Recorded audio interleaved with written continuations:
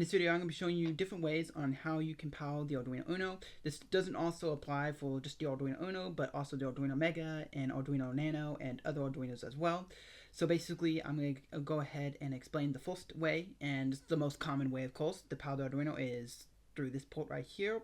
This is the port that, of course, you would upload code to, and we probably all know that already. There's also another most common way, and it's this connector right here. This is also another way you can power the Arduino, and it's just for powering, so you can't upload code to it. It's just for power, and all the other methods I'm going to be showing you as well is just for power, not like uploading code to it. This is the only way you can upload code to the Arduino, and also using the TX and RX pins. And so basically, I'm going to show you how you can use this jack. This jack right here, it can only have a voltage in between 7 all the way up to 12 volts. Anywhere out of that range, the Arduino will not work.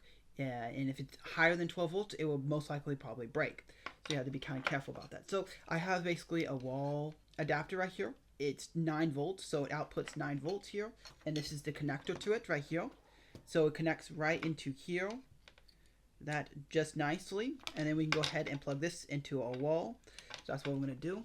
I just have the Blink Sketch running on the Arduino, and so the Arduino is just completely running on the power supply of the wall adapter, and it's just running the code that's on there, not even connected to the computer. Alright, so now that is one way, so we can just go ahead and take that out, and the Arduino turns off. There's another way as well, and that's with the power pins. We have a couple ways we can power the Arduino here, and so the next way is I will explain is the 5V and the 3.3V pins. Now these pins are usually for output and power to our sensors so that they can run, but also they can be used to be connected to like a battery or something like that, and then it will provide power to the Arduino.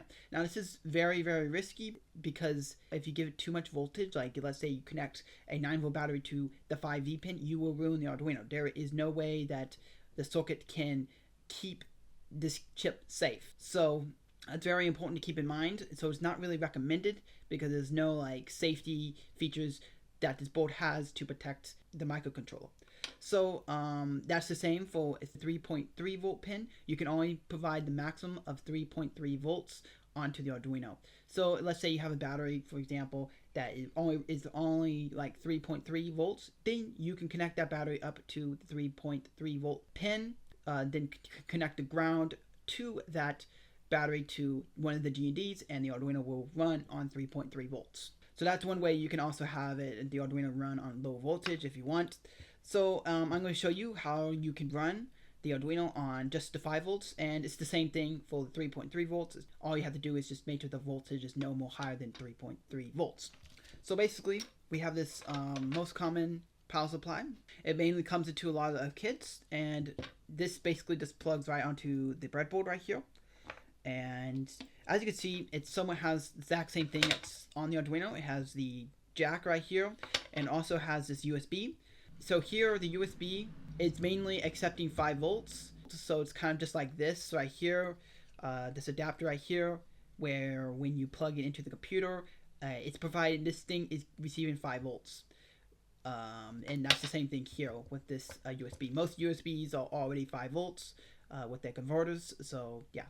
And this right here, as it says on here, it can only receive 7 volts to 12 volts. Anywhere out of that range, it will not work. The same thing with the Arduino. So basically, you may be wondering, why are you doing this? I am just using this, have this connect to the breadboard and put 5 volts onto the breadboard right here. This could be anywhere, from any source. This may not be this source, and it could be from anything else that is providing 5 volts or 3.3 volts that you connected to Arduino. In this case, I'm just using this to get the 5 volts. And so I'm going to go ahead and connect the positive side of the positive arrow to 5V. That is where the power is going, and the positive power will be supplied. Then I'm going to connect the ground wire to GND.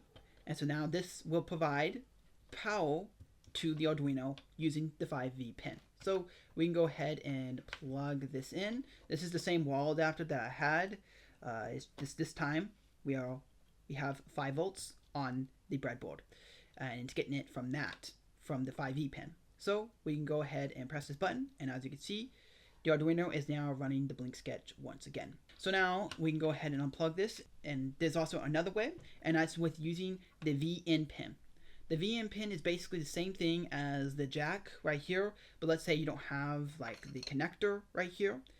Then you can use the VM pin and just connect the positive voltage to the VM pin and then connect the negative voltage to one of the GNDs on the Arduino, and that will work. It's kind of just the same situation that we have done here, but this time the voltage is a little bit higher, can be a little bit higher, between 7 and 12 volts.